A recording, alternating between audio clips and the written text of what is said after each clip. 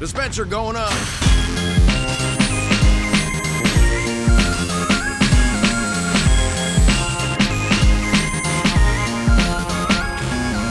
Well, I guess that'll do.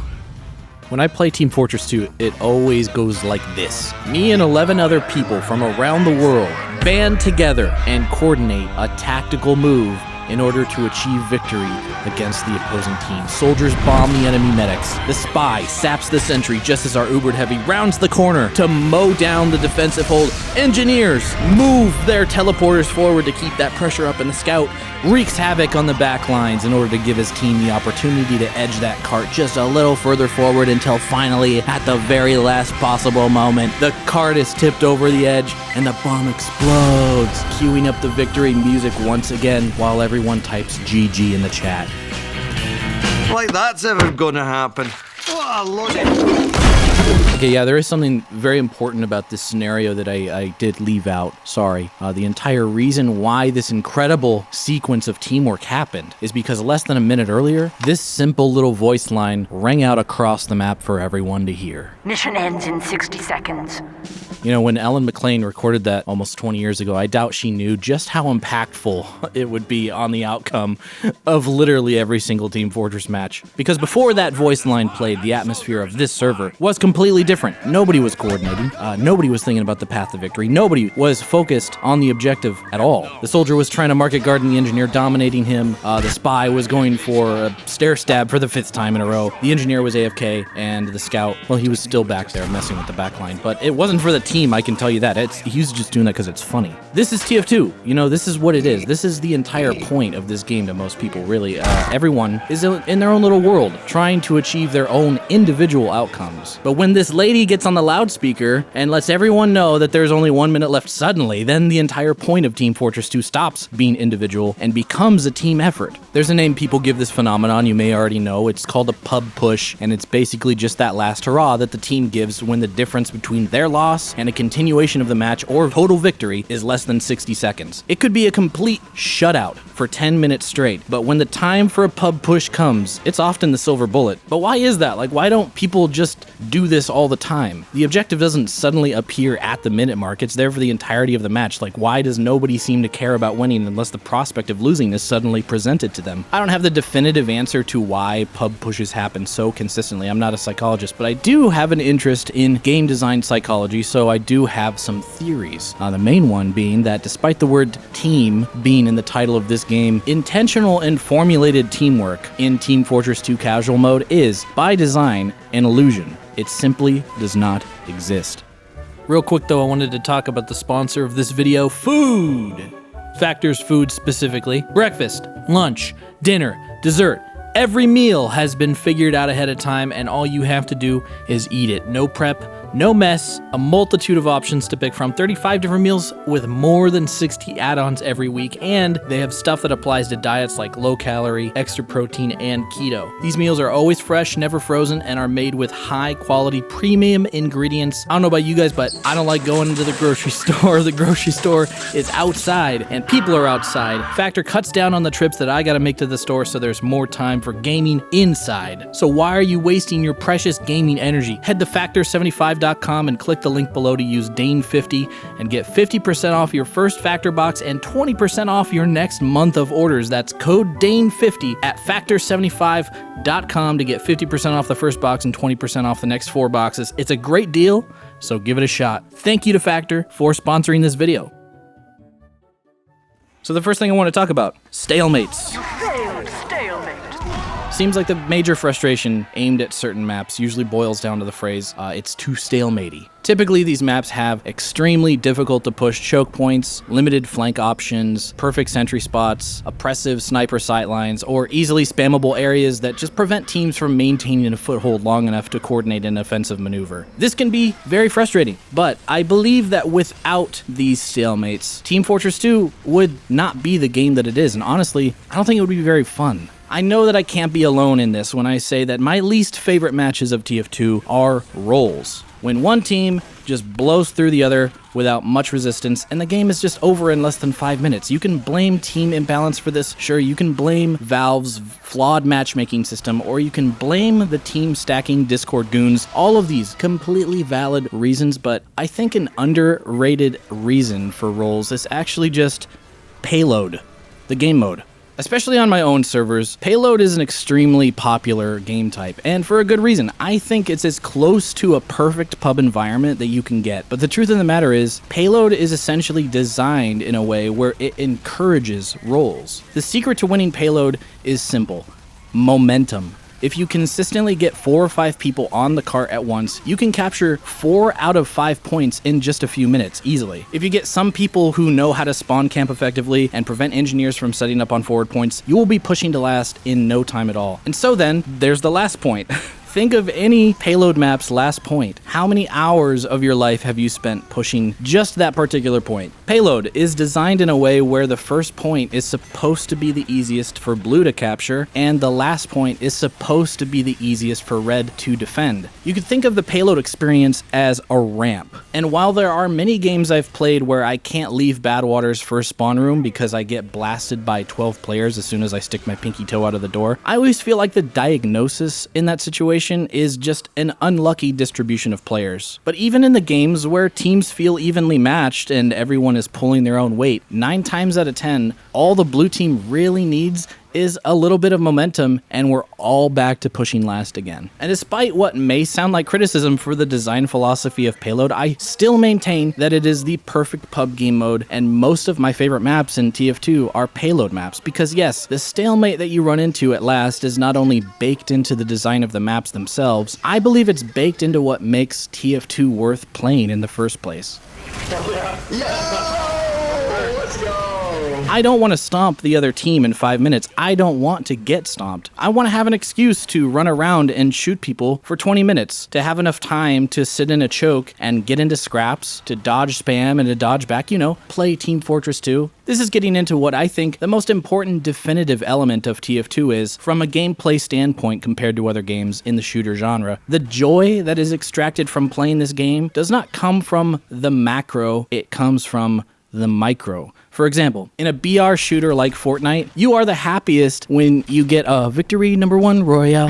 That is a macro event, right? The micro events are the tiny engagements with players, but overall, you're going for that dub. Even in something like Overwatch, which leans much more towards a MOBA style of teamwork, the micro events of 1v1 engagements are often overshadowed by the importance of macro events in teamfights where everyone presses Q at the same time. Team Fortress 2, because of the contradictory focus on making the individual the main dictator of his or her gameplay experience, the best parts of this game are in the singular engagements, the 1v1 deathmatches. Even for support classes like Medic or Engineer, a lot of the time the most effective way to play those classes comes down to a focus on self-sustainment and focusing on an individual task such as upgrading your dispenser to level 3 or building your Uber to 100% without dying. But if you ever needed any proof that Team Fortress 2 is designed to cater towards the micro instead of the macro, just look at TF2 content. Compare the views that Team Fortress 2 videos get in comparison to the average concurrent view count on live streams. This game is extremely popular, especially considering its age, and yet TF2 Twitch streams hardly ever break 3-digit numbers on concurrent viewers, while TF2 YouTube videos are racking up hundreds of thousands of views a day. Why is there such a massive disparity? Well, there are probably many reasons, but in my opinion,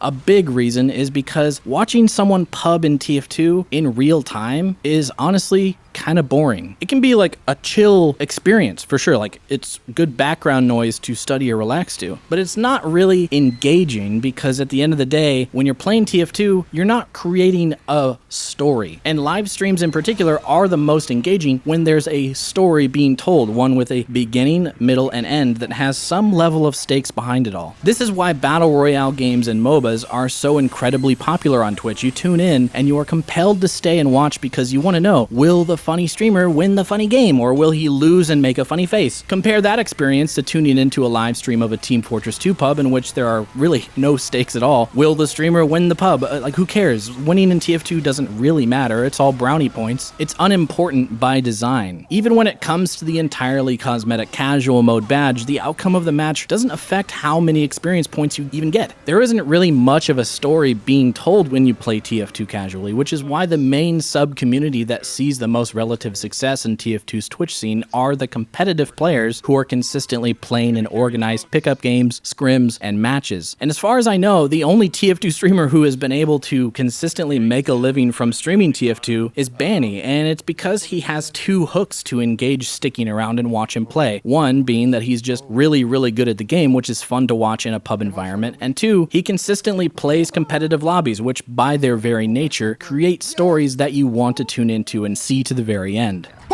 Everyone else who makes a living creating TF2 content, including myself, we cut out the downtime that would normally be important context for the outcome of a match, aka the macro, and instead, we only focus on including the interesting or funny moments, the micro. And overall, the most popular TF2 videos are video essays like this one, mainly just talking about TF2 and never really showcasing the raw gameplay for more than just a few minutes at a time. Hell, even quote-unquote TF2 live commentaries benefit from cutting out parts that aren't particularly interesting or funny, and as a result, TF2 content is very popular on YouTube still to this day because the power of editing makes it easy to distill what makes the game fun to play in a contained experience. I mean, like, really good example here, Soundsmith keeps his studio lights on because Team Fortress 2 is a hotbed for consistently unique micro moments that most of the time have absolutely nothing to do with the game state, the win-loss condition, the teamwork, anything like that. No one cares. Like, the most amount of teamwork you'll ever see in a Meatloaf video is the coordination that involves hitting the same poor soul with a rap assassin bobble from across the map. Like, it's no coincidence that every Soundsmith video takes place on either 2-Fort or Double Cross. These maps are the definition of an infinite stalemate. There's practically unlimited time at your disposal on these maps to have dozens of entertaining moments independent of what your teammates are doing. And it's not just a good place to farm your funny moments clips compilation. 2-Fort and CTF as a whole is by far the most popular way to play this game casually.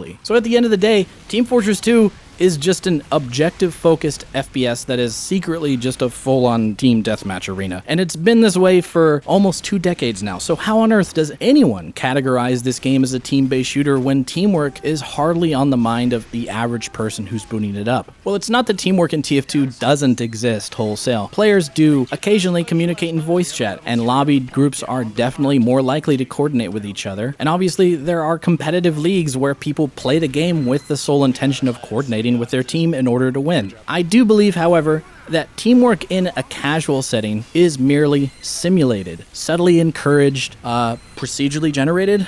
I don't really know exactly how to describe it, but it often feels like nobody is really working together at all, and yet we're able to spontaneously come together every once in a while to make something happen without an actual catalyst. Nobody is ever in voice chat leading the troops into battle, and TF2 voice chat is usually reserved for things like this instead.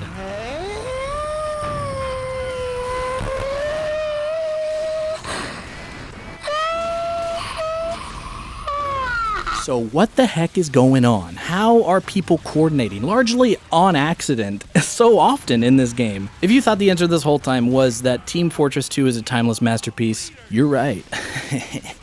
It all comes down to the game design, and not the yellow paint kind of game design, the psychological kind of game design, you know, the kind that gets in your head and tricks you into doing things without you knowing why you did them. The most obvious one is the inclusion of that administrator alert that I was talking about earlier, because that is a literal call to action that has a very clear cause and effect, so much that it's become a meme within the community that pubs do not push until the lady in the megaphone says, Mission ends in 60 seconds. But I'm much more interested in the ways in which teamwork exists in the background of this wannabe deathmatch strange weapon farm that has become so integrated into our subconscious that we don't even notice them anymore. How have we all become like Pavlov's mercenary, reacting without a thought to sounds, visuals, and choices that the game developers made all the way back at the beginning of the century that hold up so well to this day that TF2 remains one of the most easily accessible games on the PC market, as long as you ignore all the bots and cheaters and racists, obviously. There are so many tiny little things that contribute to the illusion of teamwork in TF2, such as the concept of respawn waves. The game always tries to respawn players in chunks, so that when you leave spawn, you'll often leave with at least one other person by your side. Or even take these team outlines when leaving spawn, actually. Like,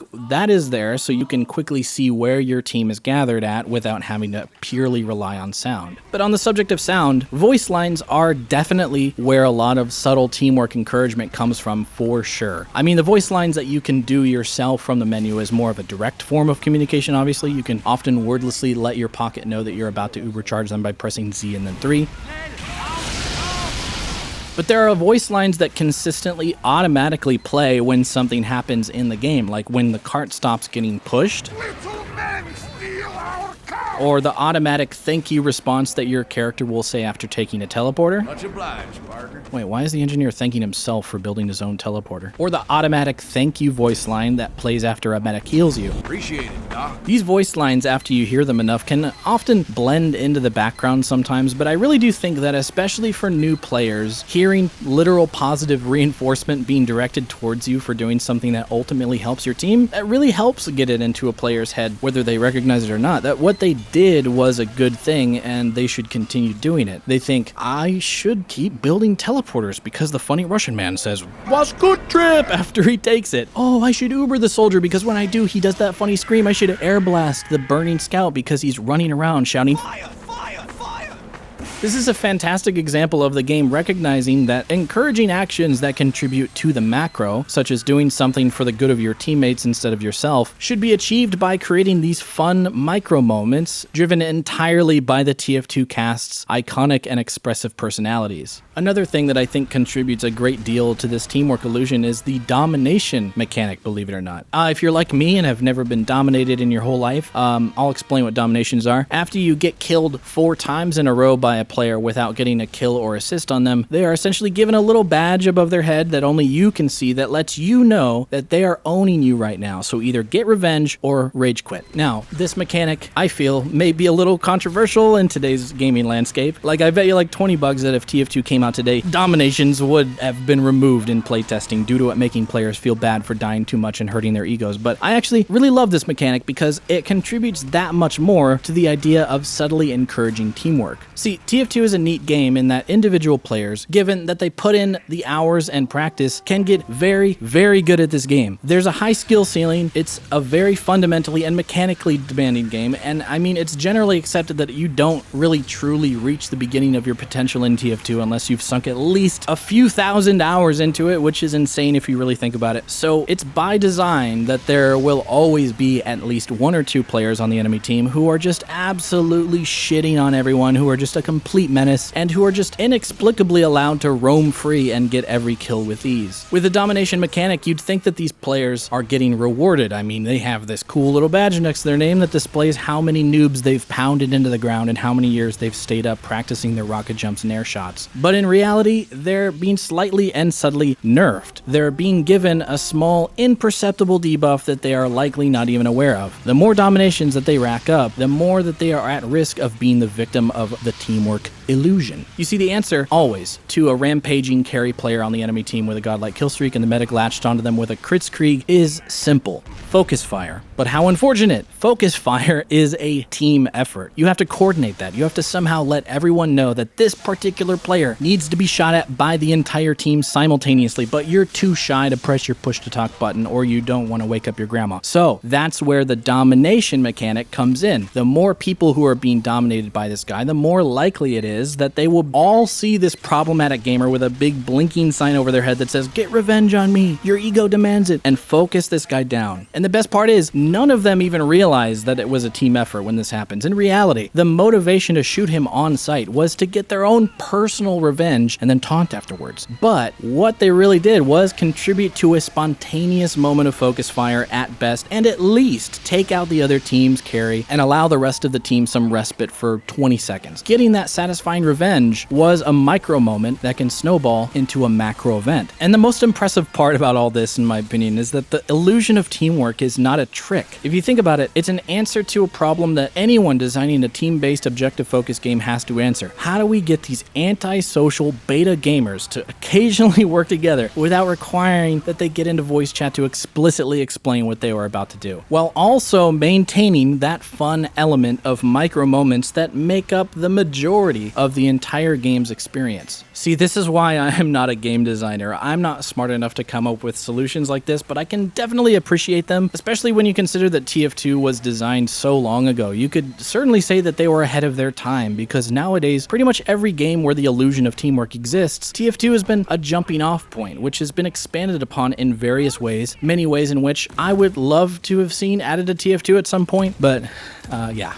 Anyway, the point I wanted to make just boils down to this, really. Team Fortress 2 is great, but what makes it great is that the teamwork part is an illusion. Whether you win or lose the match ultimately can come down to a coin flip, but whether you have fun or not is pretty much just up to what you choose to spend doing during that 15-minute stalemate, before the inevitable pub push, and after you've been hoodwinked into helping your fellow mercenaries in a microscopic way. I felt like talking about this because relatively recently, I personally reached a point with this game where I had to sort of, face the truth in a way.